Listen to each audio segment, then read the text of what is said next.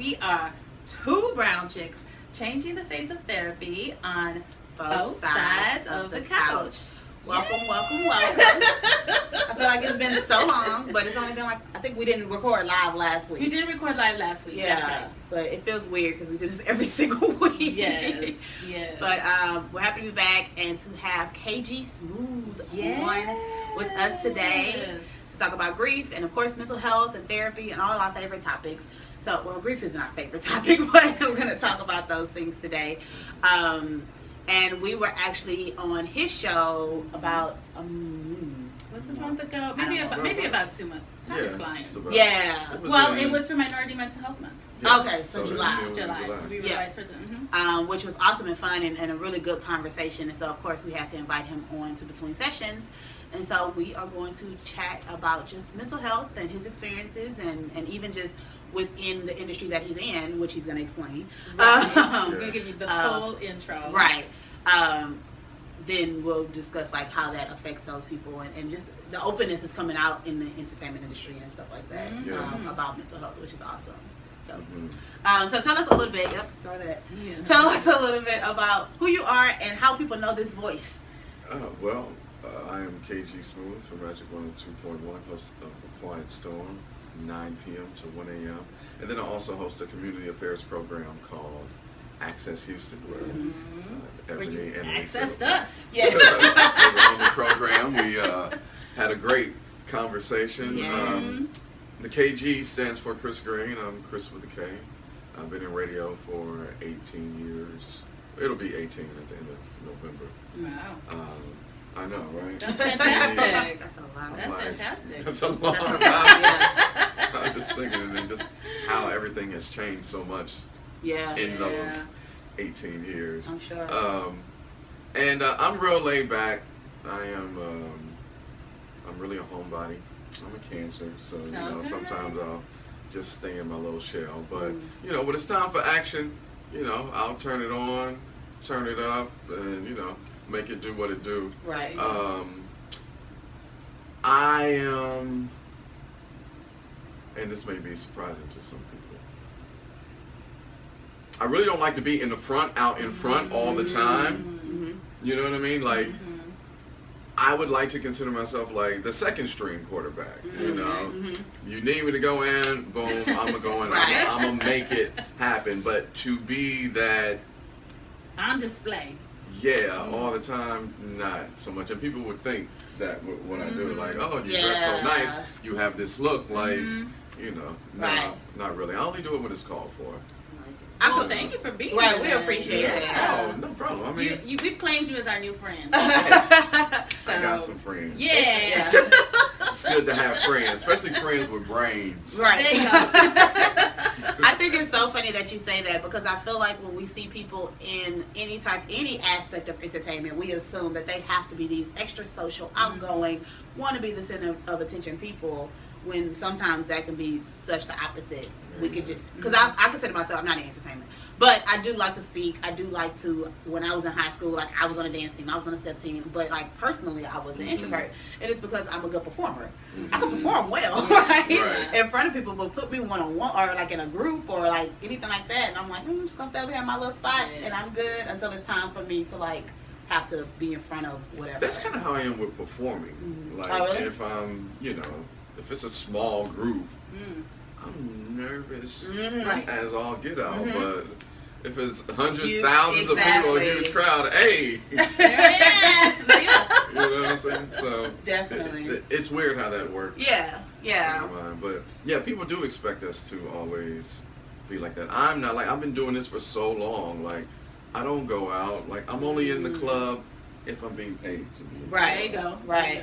Or if a friend has something special going on, it's, they're celebrating something, it's their birthday or something like that. I'll go out. But other than, if I'm not paid to be in the club, you will not catch me just randomly hanging out in the club, having a section with some, I'd rather be at the house. Or a house party or a card party, something a little more, intimate. Yeah, because it just boggles my mind that, all they do is go here, you pay this money to get in, you're buying these drinks, and you stand to hold up the wall. like you paid You're not money out there dancing? to stand. I mean, yeah, I dance. I'm gonna go out dancing. Right. And that's the funny, and that's another way how the game has changed. Like when I think about when I was going to the clubs earlier in my radio career, we actually danced on the dance floor. I agree. We actually danced. It's not just about being seen. Now, right, I it's need to about make sure these shoes are being comfortable seen. because I'm going to dance. Everybody just two-stepping or name or whatever, little. I'm catch me at the house. Yeah. There you go. Is that weird for you? Like if people once they realize who you are, because you're on the radio, so a lot of people probably don't recognize you by face, but they might recognize you by your voice. You're in the line at the grocery store. And somebody's like, wait. That has happened Is many, it that many, they're many times in my career. Are they expecting you to be on, like when they do? The biggest response that I get is like how I look. My entire career, based off of my voice, because radio, radio is theater of the mind. So when you hear someone, you have in your mind, how they may look based off of your voice. So my entire career, like, oh, that's you. You're KG Swift. I thought you was old, like 56, about 6'4", 250. Look at you. Right. You're scrawny. Look, Oh you look like a kid. Oh my goodness. What's that like? It's like. I mean, I'm surprised. Like, what are we talking about? It doesn't even I just laugh because I mean I've gotten it and I get it. Yeah. And I get it. My my friend and boss here, Terry Thomas, when we were working together in Cincinnati, my first radio station back in 2000. Before I saw her and met her, like, I thought that she was a black girl. Because the way she sounded, I mean, she was all for the culture and all of that. And when I met her, I was like, oh, and I still didn't know that she wasn't black, by the way. Like, I'm just like, oh, this is one of, she was really light bright. Like, because, her soul just, oozes us, in her soul. And then come to find out, like, nope, she's Italian. She's Italian. She's just one of us in her soul. So I got it. I thought that she was this brown skin, nice coat-shaped body, with some, some braids. And see this short, red-haired woman, like, It's still your boss. Yeah. She's the reason why I'm here in Houston, actually. Yeah. So shout out to Terry Thomas. Awesome. So being in the entertainment field and industry, how does mental health, do those conversations happen, and is it like hush hush, or is it a little bit more public now? I think it's more public now because everybody's so woke. And you said you talk about that on your show. Yeah, and you said everybody's so woke. Yeah, but they asleep. Right. Everybody's so woke that they asleep. Yeah. So I think with that conversation and how mental health has become really a focal point for people with melanated skin, particularly black people. I'm glad that we've came to this point because, for so long it's been, and we talked about this on Access Houston, it's been, you're going through some things, just pray about it, it'll be okay. Oh, well, I think I want to go see somebody. What? You want to go see a psychiatrist? Like, what? That's white folk stuff. Like, just get into your space and, pray on it and the Lord will heal you. Well, Think the Lord positive. did, well, the Lord did put people on this planet with certain gifts and abilities to help you go through, said situation if you need that help. And so I think with now the conversation just being a little more open and people are, especially black people, it's finally clicking in their mind that, this is important. Because it has an effect on the rest of your body, be it, stress, which will cause, weight gain, which will cause you not being able to sleep, which will cause, a low libido, which will cause, different eating habits. Like, it's just a trickle down. All connected. I mean, all of it.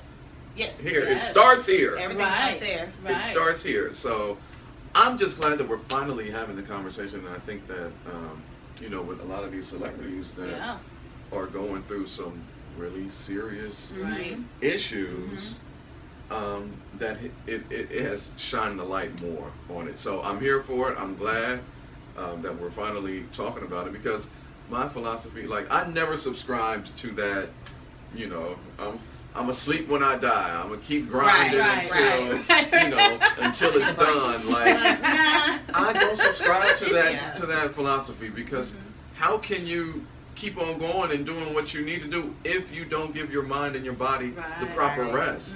Like, that doesn't even make sense. Right. And eventually your body's gonna be like, F this, I need a break, and I'm gonna make you take a break. That's when you get sick. That's when things like that happen. Yeah. Yeah. So I'm glad that the conversation is here. Yeah. Finally. Yeah. Freeing a lot of people. Yeah. Because if especially for me, and I told you all this on the show, even when I was going through something and I spoke it out loud, the weight that I felt after saying it out loud for the first time was a relief. So I can only imagine, sitting down with one of you two for a whole hour, like letting it all out. The process. That's right. Indeed.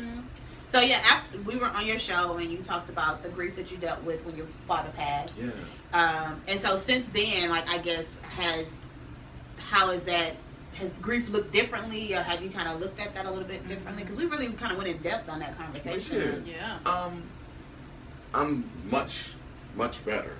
I think with the relationship or non-relationship that I had with him, it was, I guess, shocking in a sense, because he hadn't always been there. I tried to reach out to have this conversation. I mean, to build something, but there kept wasn't curving me. Yeah. He kept my own father kept curving me, and and in my mind it was just, I was mad at myself, like, especially after the last time, like, why do you keep trying? It is the same thing over and over, and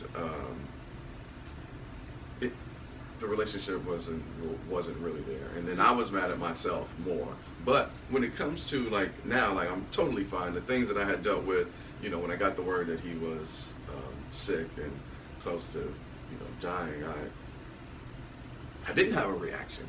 Right. I was just like, because that was around the time that Barbara Bush had died, and and it literally, like, it for real, it felt like somebody had just mentioned to me that she had just died. I was just like, oh, how sad. And then later on, I had to kind of psychoanalyze myself, like, what is wrong with you? What is going on with you? And thank God I'm self-aware. What is going on with you that you had this reaction or non-reaction to getting the news that your dad is on his deathbed? And so I started digging a little deeper in my own mind. And then anger came. I got angry. I got really angry. And I couldn't understand why all of these emotions and feelings and thoughts started raining down on me, which caused this anger. Because, and when I went through the healing process and I talked to that side of the family, like, I've done just fine without him and without you all. So getting that news and then all of these questions coming down, and I was just so confused as to why. I've been fine this entire time. They have no effect on my life whatsoever. Why is this coming down on me? And I was mad. I was angry. I mean, I hid it. I'm still, being KG, but internally I was 38 hot. I really was. And so once my brother said that he was going to go to the funeral, got a ticket, flew home. We went to the funeral. I literally was, oh my God, I was on 200. I was so upset in that church in that funeral. I was pissed. I was big mad. My brother knew it too, and then he's, trying to, I don't know, calm me down or say some things, and I'm just like, you shut up, because you're just making me even more upset. Like, it's not helping, because what it was hearing all these people get up and talk about my dad and how, great of a mentor or man or an uncle or whatever he was to these people.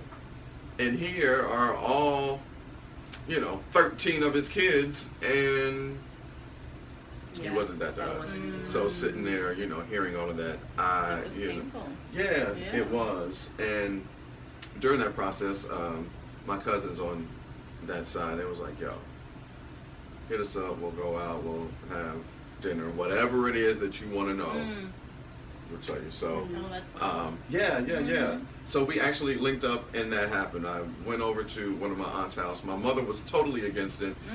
She was like, nope, I feel like y'all should meet on mutual ground because they'll have the upper hand, you being at their house. My mom was on some more. Be Mama Bear. Right. I was like, Mommy, I appreciate your art of war, 48 laws of power way of thinking, but trust me when I say I got this. They don't have the upper hand, I do. You know what I'm saying? I'm the oldest, male grand. I got this. They owe me. I don't owe them anything. So we go over there and we had the conversation, and it was a real Ayanla fix my life moment. Okay, like a real, raw.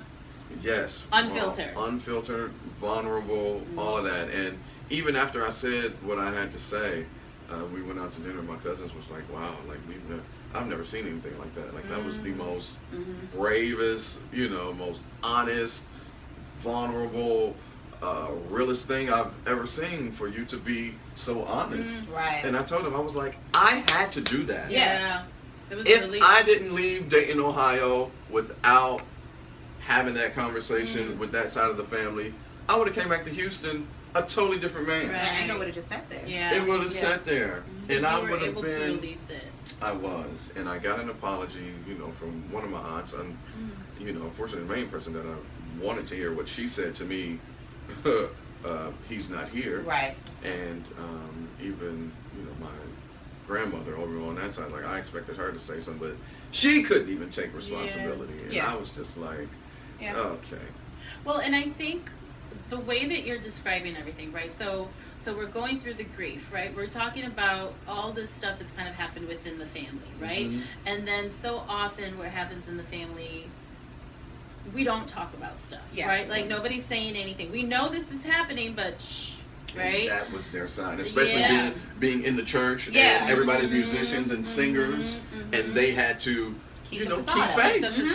And I think it's also that people are often unsure how to have difficult conversations because it doesn't sound like you went over there and started flipping tables, right? No. But you were having a very raw conversation that was difficult but needed to be had. And so you probably modeled for them how to confront without it being necessarily aggressive, right? It's uncomfortable, but you can still have those, which I think we don't have often in families. And so these kind of things keep going on because, like you said, had you not done that, and really you were advocating for your mental health that whole time, right? I guess with maybe not even knowing, like, I need to do this, or I'm going to take this with me, and so it sounds like it was very cathartic. It was. Oh my goodness, it absolutely was. And I think what made me even more, relieved, it was that they kind of got it. Especially when I explained it a certain way. Like, you got to see how when all of the grandchildren of the daughters, when all of them are accepted and loved, and it's, and none of the kids of the son, we're left out. You got to see how that looks. It looks crazy. I was telling them, I was like, growing up, the two of my other cousins, Daywan and Brendan, when we were younger, like, they used to come over to the house. They spent the night. Like, I remember all that. And then they were all looking like, what? Really? Like, yeah. And so seeing that, them coming over and us being loving and accepting on our side, because that's just what it was. On our side. And then to not have that. Be invited over to Big Mama's house for Sunday dinner after church when we go to the same church. Okay. You know what I'm saying? Like, you got to see how that looks. Like that Right. looks crazy to me. Right.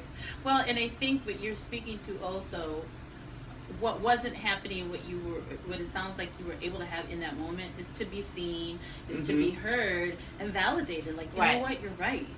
You know, that did happen. And I think that's what so often brings people to therapy, because they don't have anybody sometimes in their life to do that for them. And so you start to question yourself.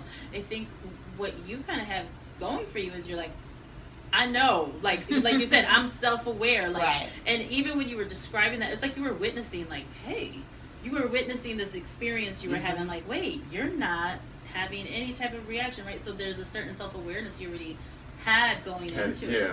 Yeah. Because I thought I might have wanted to study psychology. There you go. We knew it was in you somewhere. Because I'm fascinated with human behavior. Yeah. And I actually still have my Psych 101 book. There's still time. So, I'm glad that I'm self-aware, because a lot of people aren't. Yeah. And they will just keep going in life and wondering, like, well, why this person is, or why this person leave me, or why this and that, and then they tell you, like, hey, like, you may have some things going on with you, but they don't see it, and so they just keep on living this, the patterns repeating. Yeah. And it's always easier. It's harder to accept that I have these flaws. It's much easier to point out where this other person either made me do something, or made me feel this way, or made, as opposed to like, well, why do you react like that? Right. Why don't you deal with what's going on that makes it okay for you to do these certain things? But that's because it's everybody else. Because it's everybody else, and then with this whole experience, with my dad and that side of the family, what I ended up finding out in the end was that, the same gripe that I had about being loved and accepted was the same gripe that everybody else on that side had. That was the common denominator with everyone. That was the pattern, the wound in the family. That was it. And so once I got, the history, I was like, okay, then all of my anger and resentment and whatever else I was feeling turned into pity and sadness. Right. And I felt bad for them. And I wasn't mad anymore, because I'm like, how can I be mad at them when they didn't have the tools to give me what I needed, because they weren't giving it. You were able to have compassion. I can't even be mad because they didn't have the tools. They didn't know. That's some pretty evolved stuff right there, KG. That's like you being able to really have that experience, and to get to that point where you can have the empathy and the compassion.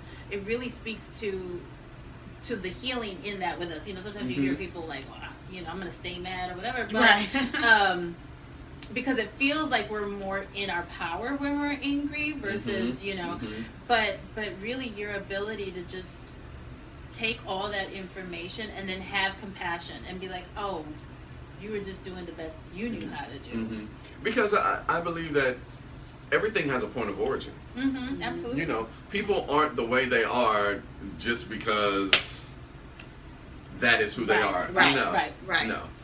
Normally, something stems from your childhood or adolescent years that stuck with you, and you carry that into your, young adulthood life, into your adulthood life, hell, even into your middle-aged adulthood life. And I needed to know, like, where it started on that side, and I got those answers. And then once I knew everything, I was just like, wow, all of it was gone. It really was. Like, I was just like, I think if people could look at individuals or other people in their lives as a sum of their experiences and not just who they are now, it will make a big difference. Because we're so focused. Good. See, okay, because I always think in quotes. I should be talking. So let's just say that again. If people could look at people as the sum of their experience as opposed to who they are right now, then you can have a little bit more compassion. Because who I am now is based on everything that I went through, not just based on me trying to make you mad. Right. And I think that's what when you do something, it's like, oh, why won't you just change that? That's annoying. And it's like, well, because I've had 30-something years over here because of this, and this. And so when you can see that, like you said, you saw them in a different light, because now I see, oh, this is what y'all experienced. This is what y'all were raised either with or without, which has led to this. Right. It's You not even your fault, depersonalize right? it, It's not even your fault. It's the generations and so many other things that come with it. Man. To depersonalize other people's behavior Right. is very freeing.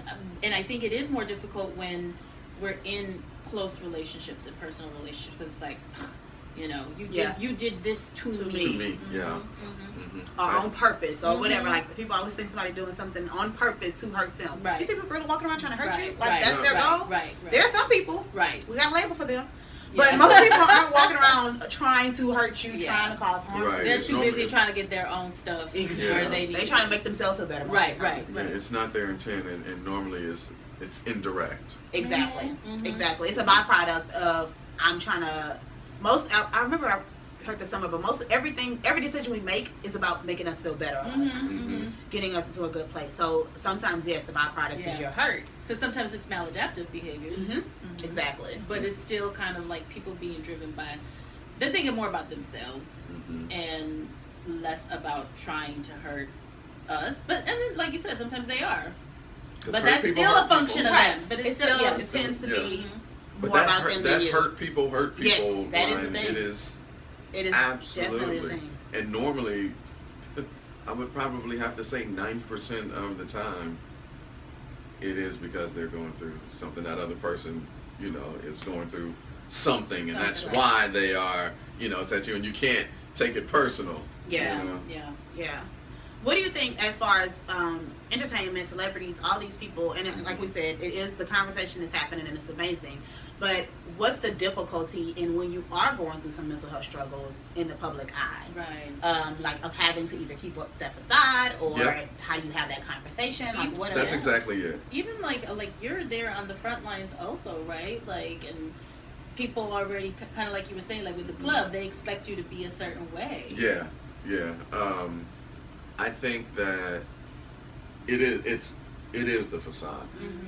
You know, we live in this Instagram world now where, you know, you log on and it just seems that everybody is living their best life. Everybody is happy. Better than yours. Everybody has, you know, said thing year, going on, and it's just, you know, everybody's great. Yeah. And that is not the case. Yeah. So I think when it comes to people in the public eye, it's probably that fear of embarrassment, humiliation. Oh, they're going to talk about me. Oh my God, my comments are going to be, you know, out of this world with disrespect and all that. And so they keep the facade to hide the hurt, which in turn is really just hurting you more. Like, at the end of the day, I don't really think these people really care about you like that. You know what I mean? It's the next headline until the next headline. So I really believe that it is the facade. And me, you know, I'll use Kanye West as an example. I praised Kanye West when he was earlier this spring, when he came out and, you know, was talking reckless. I mean, you know, there was some, you know, he hit us with the 1-2 with the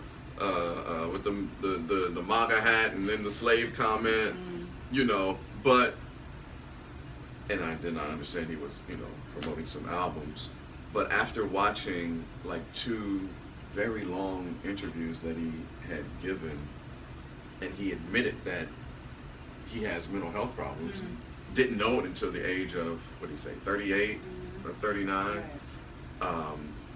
and then we see how he's behaving and people are still ragging on him, and I was just like, this man literally just said that he's dealing with mental health issues, that they drugged him up with all of these pills, and, you know, he's taking, you know, set amount of numbers of pills a day to help deal with this anxiety or whatever it is that he's going through, and y'all want to cancel him?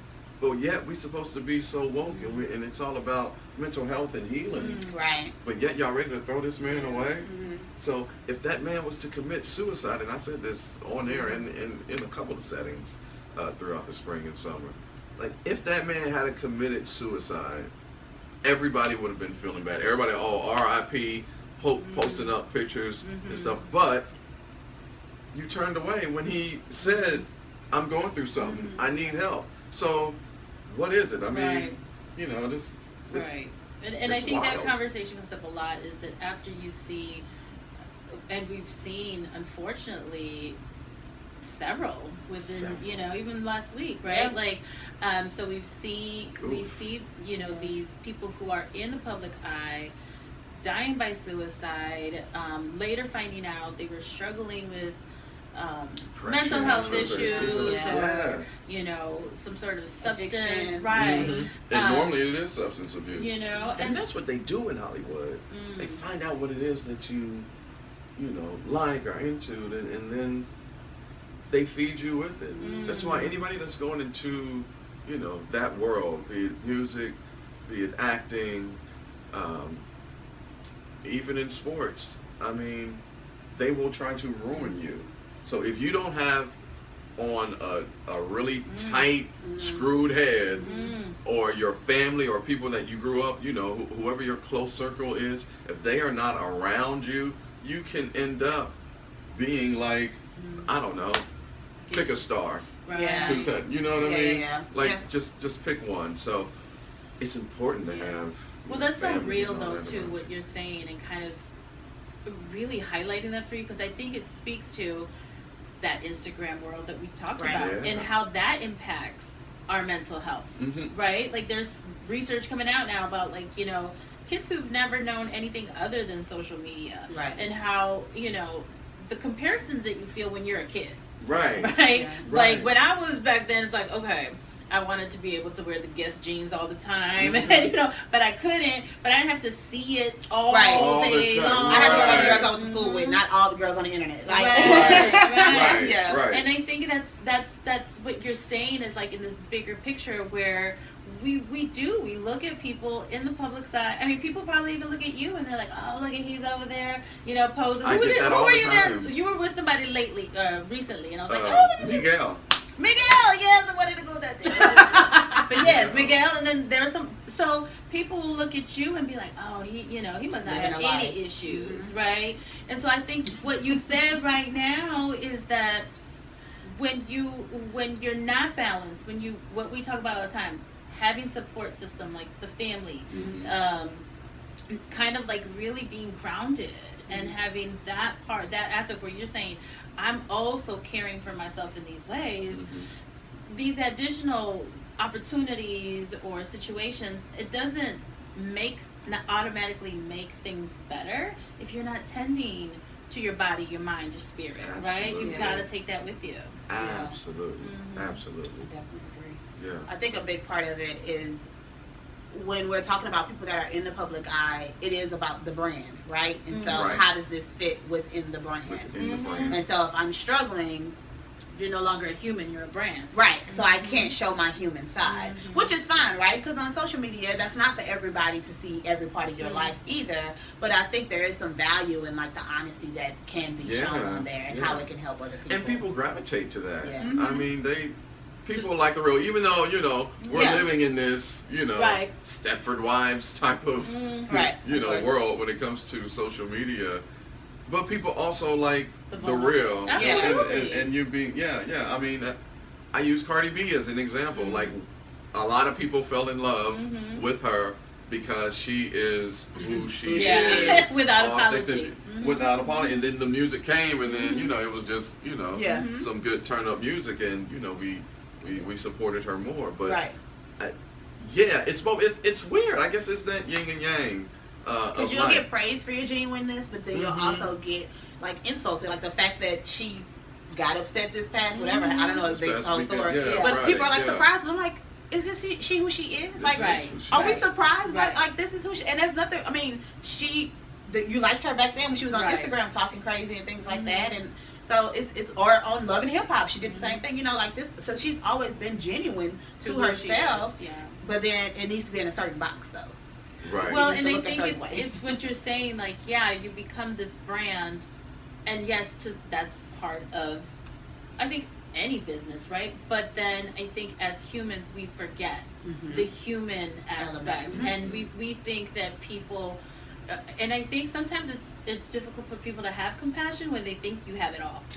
Oh, well, what you have to be worried about? Well, you got all that money. You're with Miguel. You spend money. You know what I'm saying? Like, so it's like you don't have then the right to have a bad day, right? Or to because have you have struggle. these things that I envy, right? You have these things outside of you. A lot of exterior stuff. So that should mean your interior, like, get over it. Yeah. Right. Newsflash. Money does not make you happy. Having material things does not make you happy. Right. I know a handful of wealthy people who are freaking miserable because they're alone. They don't have nobody. Like that. That stuff is just a facade. I mean, they're fun to have. They're fun, yeah. But I mean, if you don't have the inner work, then what is all of that? It's not gonna fill it up. Yeah. Right. Yeah, definitely. Exactly. I think I want to ask you something real quick. I had read that the reason for all of the anxiety and just there's so much stuff going on in the world. Right. Definitely. So much from the administration all the way down to folks worried about their physical health, whatever it be. I mean, just run the gamut. Right. And I'd never heard of this term, so I want to ask you all if you have, because you're in this field. So they're saying that there is something now called secondhand PTSD. Yeah, vicarious trauma. Absolutely. And so, like, with all of the stuff that's going on, even though it doesn't affect you directly, you being a great human being, you feel compassion, or you're like, oh my God, like, this is terrible. Absolutely. Reading about, the therapists go through that are very susceptible to that. Right. Especially if you're a therapist who works a lot with clients who've undergone trauma. You can, that's just part of the human experience, right? Like, we're connected. We are connected. And when you're witnessing this, the idea that it doesn't affect us, it does, right? And so it's absolutely real. Subconsciously, it does. Well, because trauma is not just it happening to you. You can develop trauma from witnessing somebody else, going through a traumatic event. So I think that came up a lot, even with the police shootings and that type of stuff. And people couldn't explain why they were impacted so much. Like, yeah, it's sad that someone died, but like when you are now. Every time you see a policeman, your body reacts. Right. Oh my God. Right. Yeah. So that is vicarious trauma. Right. But we don't recognize that because we're like, well, I don't know if I didn't have this reaction before, but now I'm having this. Like, where did that come from? Why is this happening? And that's exactly what it is. Listen, when I was living in Cincinnati, Ohio, going to school, and this was right before I got into radio, as a matter of fact, I got pulled over. I was driving it was a 78 Impala. It was a white 78 Impala. I don't even remember where I was going. I just remember I think I was about to get on the highway, so kind of right there before you get on the exit. I get pulled over. He goes and runs, my stuff, comes back, tells me to get out the car. Next thing I know, see another police car coming. Whoop, see another police car coming. I'm like, what? I see another one. Look, there were 6 cars surrounding me over something, over a traffic citation. So once he ran it, he was like, you have a warrant for, this ticket from whatever. 6 cars, 6 cop cars surrounded me in Cincinnati, Ohio for driving, whatever. Traffic citation. Messed me up. I was scared out of everything, and then of course they threw me in jail, and then I get out. Second time,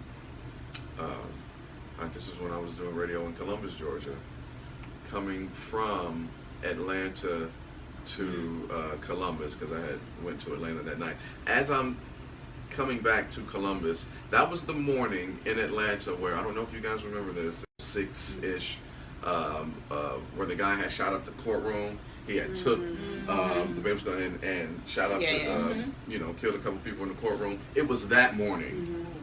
And so as I'm driving and I get pulled over, they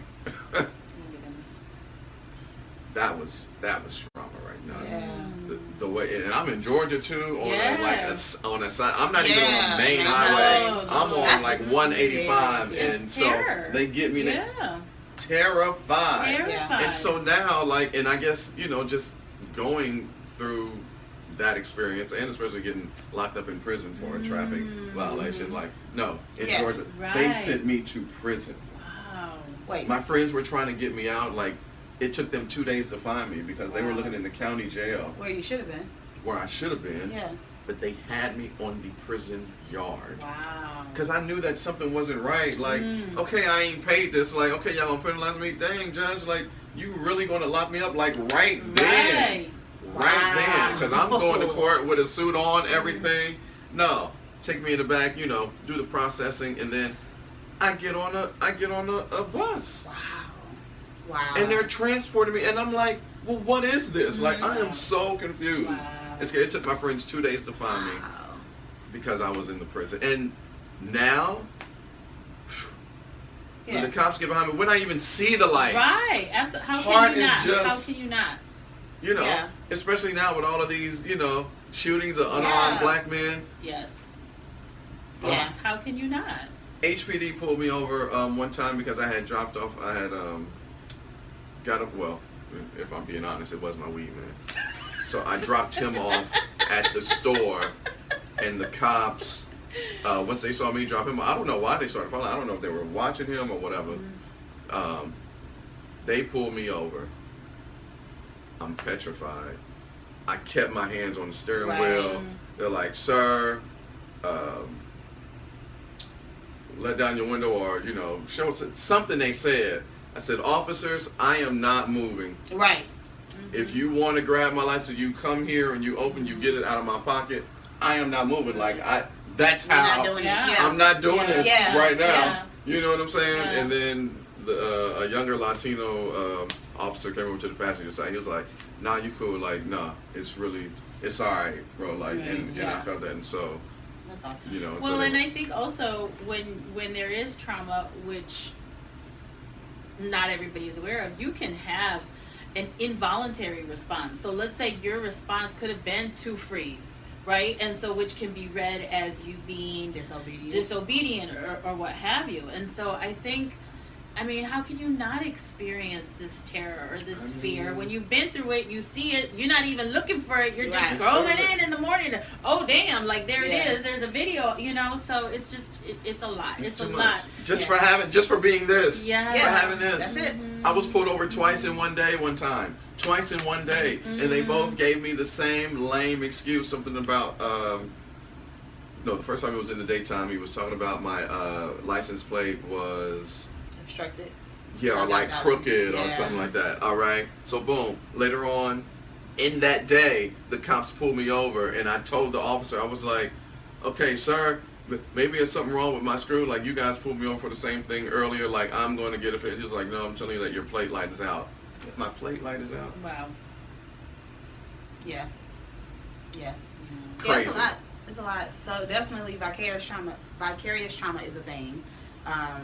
Obviously your own trauma, and I think that's what you're talking about. And sometimes, again, you don't even recognize that as trauma because it becomes normalized. Yeah. Like, if I talk to any of my friends, especially my male friends, they have all went through similar situations, right?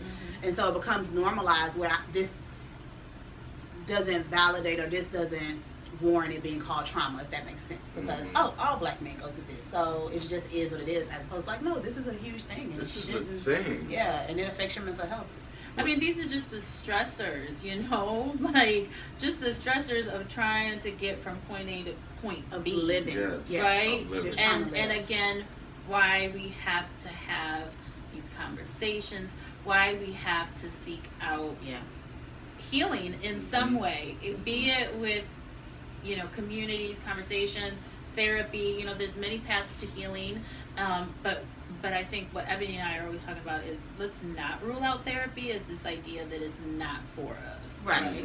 Right. Because I learned through you all that it started with us. Yes, that was Dr. Manuel who has changed our, you know, therapy is ours is what Dr. Manuel says, because our ancestors always, gathered, went to the elders, gathered in, community to what he says. Talk has always been a path to healing. Yeah. Mm-hmm. And so it was like, yeah, that's right. Therapy is ours. Yeah. I was like, wow, I was really blown away because of the stigma that is now attached to it right. in the black and brown. Well, I don't really know how it's perceived in the Latino community. Yeah. I mean, I think it's this distrust of the system, right? Mm-hmm. And this idea that you're not going to be able to relate who's there, and then people have an idea of what they think therapy is going to look like, and so that's why we want to highlight that it doesn't all look like that. There's not, come in with a clipboard and kind of check off the boxes. Right. Sad. Yeah. You try to kill yourself. Yeah. Right. It's not that clinical. It's and it depends on, of course, who your therapist is, but yes, this is for us, and there are people out here wanting to change what that looks like so that it is more accessible to our communities, so that we reclaim it. Right. Right. So, trying to shift because got a little bit deep. Not the wrong one today. Do you have a favorite resource, book, podcast that you feel like has helped you or could help others? That was the main question I've been thinking about. I was like, or your go-to kind of. Okay, so my go-to one is music. So I'm in radio. Which is therapeutic. Very. Yeah. But my main when I can, and I need to, well, I'm not going to be able to do it in the next 10 days because we're supposed to get all this rain, but going down to the beach. Yes. See my beachfront? Going down, I will drive down to Surfside Beach, where you can drive your car up on the beach, go down and post up. I remember when a coworker told me about it, and I drove down there, spent some hours, and I just noticed when I came back how better I felt. It was literally like a mental detox. Right. I don't know what it was. I had noticed it. Yeah. Afterwards, being down there for so long, had my moments where, playing music, eating, walking up and down, and then there was a time where I just, laid in the lawn chair and listened to the sounds of the waves. Fell asleep in the sun. Right. Woke up. That's when I realized that black people as dark as me can get burned by the sun. Because I woke up and, of course I was blacker than what I was, but like 2 days later, I started seeing, I was like, wait a minute, I got sunburned. But leaving and just driving, like, I felt like a new man. My mind was clear, like there was no stress, there was nothing. And I was like, man, this really must be a thing. And Absolutely. went down and the same effect. And I'm like, oh, this is real. Yeah. And so soothing. It is. And then I went on a cruise. My brother and I, we went on a cruise back in 16, and I was in a situationship at the time. We had been doing things all throughout late spring, throughout the summer, throughout the fall, and after 6 or 7 months, it was just a small little question like, hey, what are we doing here? Like, this has been going, like, what is this? And she couldn't answer and just kept running away from that. And I mean, no, like literally, I would ask the question like, oh, do we really have to talk about this now? Like, I'm just trying to be free, because if your mind is somewhere else, then I could be doing this over here, like what it is. Like, do you know that she just looked at me and literally like walked out of my apartment? Like for real. Like literally ran away. Like, is it really like that? And so when we went on the cruise, I was like, I need to figure out like what is going on with this. Like, I just need some answers. And I remember it being, it was late at night, and I go to the Lido deck and find my way like to the front of the cruise ship, and I just stood out there and in that water and that peace and that solace that I was experiencing, like, and God gave me the answers that I needed. Right. He really did. Right. And after that, I was just like, oh man, the ocean, being by the water, by the ocean, this is some real life changing stuff. It really is like my recharge battery. That's awesome. Going that down is awesome. and just Love the it. smell of it, you know, just the sound of it. All of it. Like, I don't, do y'all know why? Well, there has been research. I remember. I'll send you the link. But it's just it's kind of like your nervous system just kind of gets calmed and soothed. And I'm with you. I'll just go out there and just sit. I'm like, I don't even need to get in the water. Right. I just want to be here receiving all its healing powers. Yeah, I get it. Because when I think of it, when I'm in the water, I love to float, and I think when I'm by the water, my mind goes into that floating kind of space. Yeah. So I think that because I'm good with a pool, with just a fountain or something. That's fine. I don't even have to go to the beach. Like if there's a pool around me, I'm happy. Like just looking at the water and watching it flow and hearing it kind of automatically makes my body calm down. Absolutely. Yeah, I've been wanting to go. Every time I check the weather, it's like, man, not right now. More rain. So, but I gotta get it in. Yeah, that's awesome. So that is my. Love it. That's a great one. I co-sign that. Yeah. Yes. All right. So last question: what makes you dope? Yeah. I never. Yep. People always say we're so easy to say what's dope about other people, what makes other people special, but we struggle with ourselves. With ourselves. So. And I was gonna skip that question. I was like, no, I'm gonna ask it. What makes me dope? I think I'm caring. My caring heart. My foolish caring heart. You're courageous. Caring. Oh, that's cute. Courageous. Courageous. My courageous caring heart. I would say that my ability to make people feel comfortable and make them feel good, you know, being in this job and especially like hosting Access Houston, dealing with a lot of nonprofits and some people who have never been in front of a microphone before or you know done you know the type of conversational interviews that I do. I want to make it easy, you know, for them. Like that is my goal. So for someone to be so apprehensive and nervous, and then once we, you know, have the interview, and then afterwards, like, oh, you made it so easy. Yeah. See, like I need to be a therapist. all of that. I was like, on that couch. I was like that. That makes me That's your feel superpower. the best. That's awesome. You know, and even with entertainers, you know, I remember Neo had came up to the station, and when I interview artists, like I really am about just the music and you know the process of whatever project you got going out, like whatever's going on in your personal life, like what people are seeing on the Shade Room and Baller Alert and all of that, like they can get that. I'm not worried about that. And with Neo, and I know that he doesn't even like to talk about his personal life like that, but I just said something about something with the music and kind of tied it into what was going on in his personal life, but I didn't want to talk about that. I was just making a correlation, and he just opened up and went on. And when I watched that interview back, I was like, wow. And then people were like, you know, you guys were on the same level. Like you weren't talking to him like a fan. It was like two homeboys like catching up. Yeah. And so, and even after that, he was like, man, that was a dope interview. He was like, I didn't even expect to say all that. Like you brought a lot out of me. So that's your heart. I really, really like when people say I make them, you know, I made the process easier. I'm comfortable because I'm a consummate professional. That's another thing that makes me dope. I'm a professional. I'm a mister. I'm gonna get it done. Right. You know, even if you're gonna help me and you don't have what I need in the time that I need it, forget it. I'll do it myself. Thank you. So I think that's what makes me dope. I think me having musical Tourette's makes me dope. When I'm around people and the song comes on and I just, you know, blurt out in a run or start singing. There you go.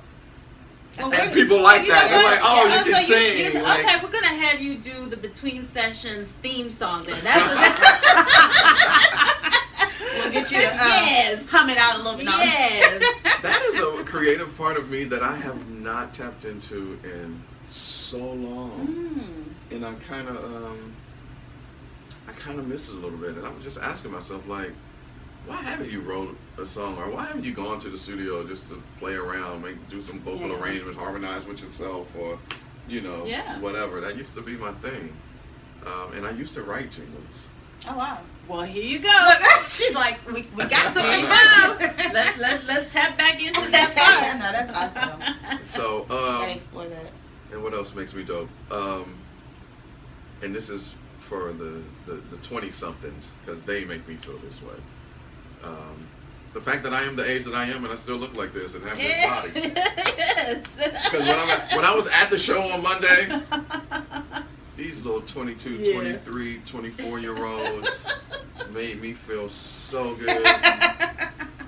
Talking about how good I looked, and then like one of my coworkers kind of said my age to one of them, and I was like, why are you? But they were just like, oh my God, you do not look at me like, what do you do? Like, oh, and then the one guy is like, man, you're intimidating. Like, I hope I'm 25 and you look better than me. Like, I hope I get there, Joy. So, like, you're like you're right.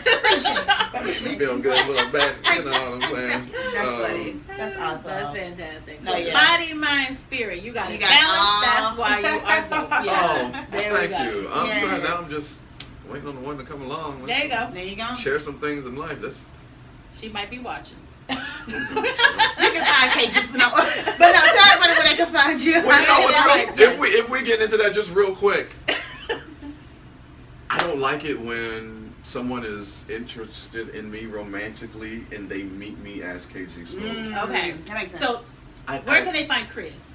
Chris, Kris will be at the well, you can be at home, so they can't find you at home. Yeah, I really like it when they meet me as Kris and they don't know that I'm KG Smooth, because I've been in situations where, just throughout my career, you don't know what the intents are. Of course. Do you really want to know me for me, or are you just with me because you can go to Miguel. whatever right? Get these albums, do this, Yeah. and so I'd rather for them to meet me as Kris, and then I've had some situations where they met me as Kris, and then they find out that I'm KG Smooth, and then how they treat me or how they are around me changes, and then they turn into a fangirl and all giddy, that's a blessing, and then I'm just like, oh no, like this is what I was trying to avoid.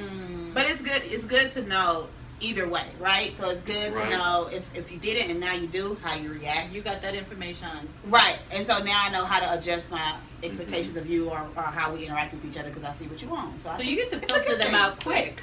It's a good thing. I mean, I understand the frustration and like.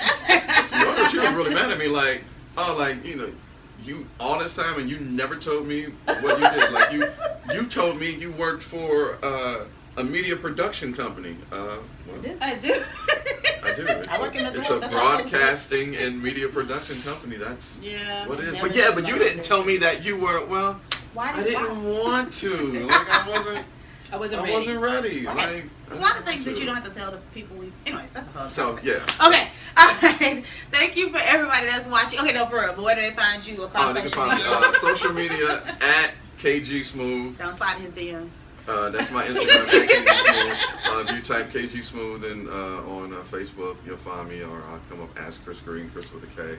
And Twitter is KG Smooth as well. Awesome. Yay. Thank you for being here so today, appreciate you. Well, thank you for having me. We appreciate you so much. Yeah. Thanks to everybody that's watching and listening. Of course, follow us across social media, Melanin and Mental Health, Melanin Health on Twitter. If you're a professional, go to Melanin and Mental Health Professionals. Check out melaninandmentalhealth.com. And if you're sign up for the directory, sign up for the directory. Looking for you. We have our upcoming webinar that is going to be on the 27th. Yes, 27th. Yes, because it's not next Thursday. It's the following Thursday. And it's Miss Elisa Bokeen. Yes, if you are a therapist and you struggle when couples come in and they're struggling with sexual intimacy, I'm going to help you so that you are able to work with them. We're going to be going over what are some common reasons that couples avoid sex and how therapists can help. And then the next day, we're going to be at, that's the 28th, right? blah, blah, blah. Yeah. Because you know you love the happy hours that we have. Oh, yeah. So, yeah, you have to come Yeah. We are going to be up the street at Momo's Food and Wine. Yep. Okay. On the 28th from 6 to 9. 6 to 9. Love Momo's. Come out, join us. Yeah. Meet other professionals, meet other advocates, or just come out and have a good time, because we always have a good time. And check out melaninandmentalhealth.com/events, and we now have a little calendar that shows you where we're going to be, and we're going to LA the weekend after that. Lots of things happening, so check us out. Good job. We will talk to y'all next time, okay? Bye.